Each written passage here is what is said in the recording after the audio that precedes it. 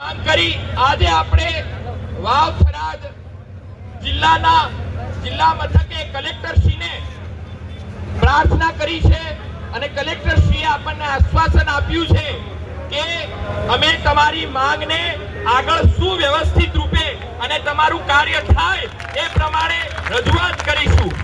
આખા દેશમાંથી જ્યારે આવી રજૂઆત થશે જશે ત્યારે સરકારશ્રી ગૌ માતાના વિષયને ધ્યાનમાં લેશે। આપણે કોઈ સરકારનો વિરોધ કરવાનો નથી, કર્યો નથી। આપણે ગાયના પક્ષના લોકો છીએ। ઘણા લોકો અમને કહેતા હોય તમે બીજેપી વાળા છો, તમે કોંગ્રેસ વાળા છો।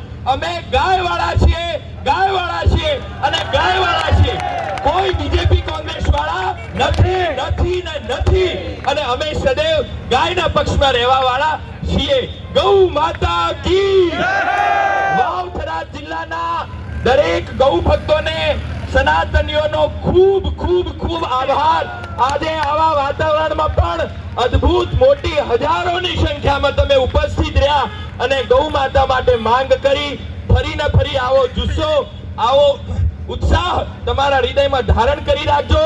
જ્યાં સુધી ગૌ માતાને રાષ્ટ્રમાતા ઘોષિત કરવામાં નહીં આવે ત્યાં સુધી આપણે હારવાનું નથી, થાકવાનું નથી અને સતત ગૌ માતા માટે લાગ્યા